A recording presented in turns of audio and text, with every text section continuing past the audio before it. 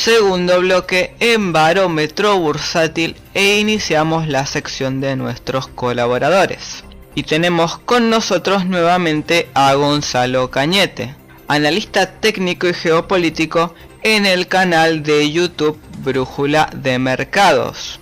Gonzalo nos comenta acerca de la estrecha relación que existe entre la deuda griega y los bancos alemanes.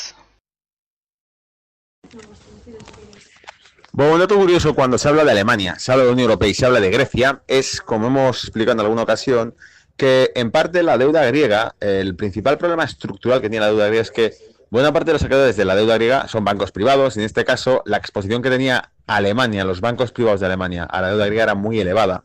Por lo tanto, cuando un país como es Grecia, con un gobierno X, asume una serie de deuda o apalanca, mejor dicho, su renta, su Producto Interior Bruto, de modo que los bancos le prestan mucho más capital del que realmente tiene disponible ese país, es fruto de la irresponsabilidad de la propia administración de ese país, pero también de la irresponsabilidad o de la ineptitud de los departamentos de riesgo de aquellos bancos que deciden conceder líneas de crédito a países que son insolventes. Es decir, si yo le presto 5.000 euros a mi vecino y la renta de mi vecino es de $100 al mes, parte de la culpa la tiene mi vecino porque es un gorrón y no me devuelve el dinero, pero por otro lado, parte de la culpa la tengo yo por inepto, que le estoy dejando 5.000 euros a alguien que sé que no tiene capacidad de devolvérmelos, ¿de acuerdo? Entonces, lo que ocurriría sería que si llegase el caso mi vecino no puede pagarme, porque no puede, se declara en quiebra, porque nunca ha tenido renta suficiente para poder hacer frente a las deudas que acarreaba conmigo, lo que hago es decirle a la comunidad entera de vecinos que tienen que ser ellos los que paguen su deuda, a lo cual la comunidad entera de vecinos me dirá: ese es tu problema, es tu dinero y se lo has prestado a Pepito Pérez, no a la comunidad. Y como Pepito Pérez no te lo puedo pagar, es un problema que tiene Pepito Pérez contigo. Es decir, en lugar de hacer un asunto unilateral entre Grecia y Alemania el problema de la deuda, lo que han hecho ha sido mutualizarla para el resto de Europa. Y entonces los contribuyentes, los ciudadanos del resto de países de Europa tienen que pagar mayores impuestos para poder hacer frente a las cuotas de pago de deuda griega. Bien, eso por un lado. Ahora, el segundo punto a recordar es que en 1953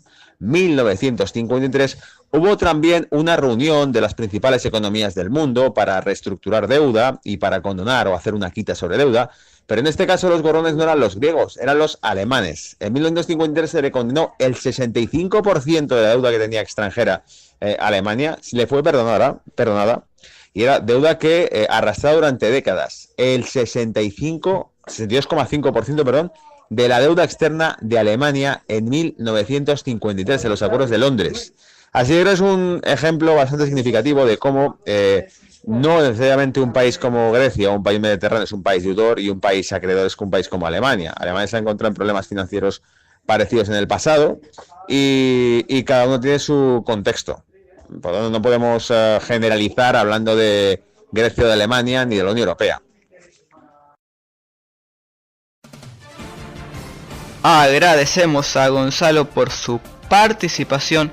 Los invitamos a seguirlo vía Twitter @GonzaloCanete, así como visitar todos sus análisis y suscribirse a su canal de YouTube Brújula de Mercados.